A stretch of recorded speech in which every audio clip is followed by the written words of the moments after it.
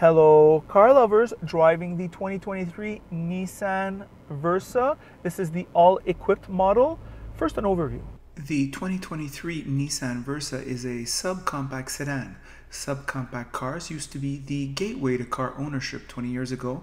This is less the case, though I do see many subcompacts and compacts on the road.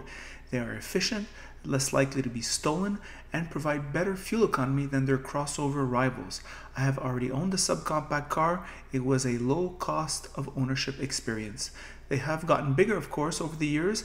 This exterior is conservative, though I do find it stylish. The all-equipped model is the way to go. You get reasonable 17-inch wheels with 205/50 ratio tires. This vehicle, with taxes, the all-equipped model, goes for about $29,000, taxes included in the province of Quebec, equal or less than in other provinces. You get LEDs, a CVT transmission, body-colored heated side view mirrors, leather-wrapped steering wheel, which admittedly feels like plastic, wireless charging, rear cross-traffic alert, blind spot monitor, and automatic climate control, Apple CarPlay and Android Auto, 8-inch infotainment, 6-speaker audio, and remote engine start. The engine is 122 horsepower, inline 4-cylinder engine with 1.6 liters of displacement. There is no turbocharging or direct fuel injection. This should be a reliable engine in the long run. However, let's hope that Nissan worked out the kinks in their now infamous CVT. Versa returns 7.4 liters in the city, 5.9 liters on the highway. That's pretty good. There's no dual zone climate control, no dynamic cruise, but there is an overwhelming sense that Nissan put top people on this project.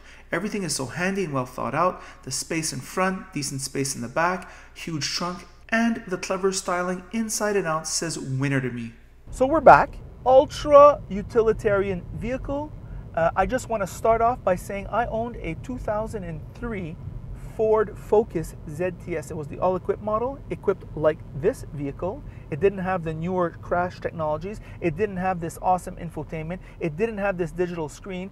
It cost me $24,000 tax in. Fast forward 20 years plus COVID inflation, which really raised double the price of everything from where it was 20 years ago. This vehicle, $24,000 plus tax, which would be about $28,000. So, we talk about how the car business is expensive. Yes, everything is going to CUVs and SUVs. However, we're getting a tremendous value in this vehicle, at least I think. What to say? It's better fuel economy too, by the way, and equivalent power. So pretty darn good on that level. The exterior styling is conservative, tasteful before. Versas were the proverbial shit boxes. The exterior styling was not very nice 10 years ago. Now they're fine. It looks half decent, I think. It goes under the radar and looks pretty darn good for the price, I'd say. Ross was making the remark, huge trunk in back. This trunk is huge, bigger than my Acura TLX. All right, and that is a 2017 Acura TLX that cost, with taxes, was about $46,000, that vehicle. This vehicle, $28,000 tax in. This infotainment is better than my Acura TLX. There is more digital screen on this vehicle than my Acura TLX, which is kind of nice. Apple CarPlay and Android Auto, which I don't have. There are tweeters here, which makes for a nicer sound experience, especially when you're listening to podcasts. So that's very good. Good windows here, good visibility, decent room for a subcompact, I'd say. The seats are of decent comfort. There's room behind myself. I'm sitting perfectly fine here. I can sit behind myself. There's room for my legs, my headroom. There's room for that. However, I would say as soon as you hit 6 feet and over, forget it. So I mean, but that's totally normal for the subcompact class. There are subcompact vehicles. So for example, the Honda Civic hatchback, where there is less headroom in back. Something to consider. On the inside, other things. Decent materials quality, decent design language. I would have to say we have here heated seats, for crying out loud. We have here, like I was saying before, a very good infotainment. The room is plentiful.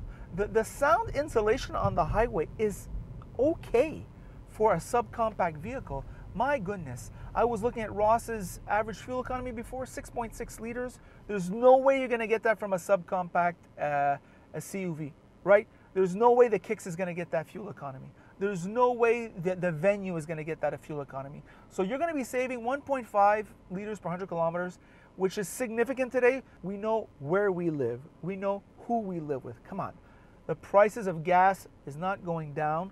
Here, people just, they hate paying for stuff, but they certainly don't do anything for the price of gas to go down. That's for sure. So that fuel economy, over the long term, if you do 500-600 kilometers a week, you're gonna save almost $20 a week. There's 52 weeks in a year. That's over $1,000.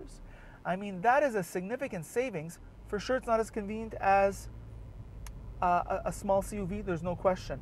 However, are we always lugging around crap? I mean, seriously. And this vehicle will be slightly less expensive than that. So, from a sound personal finances perspective, this vehicle is certainly highly recommendable. There's no question. When you're buying a new vehicle, $28,000, it's coming with a warranty, and that's what it is. I would say the only question mark, it's not so much the engine. The engine is power appropriate for the category. I would say the Nissan CVT has had a well-deserved bad reputation. People, their transmissions are going out after after 200,000 kilometers, which is unacceptable.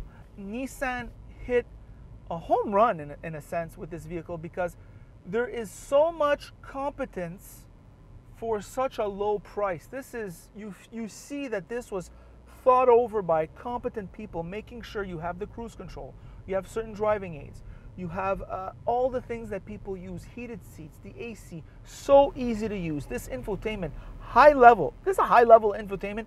We interface more and more with our infotainments, so Nissan made sure that was working well. So, well thought out, fuel efficient, the price is right, only a small question mark about the transmission, only time will tell, and those are my thoughts. By the way, if you like this video, like it. If you don't like it, don't like it. And if you really like it, well then of course, you should subscribe, and that is it.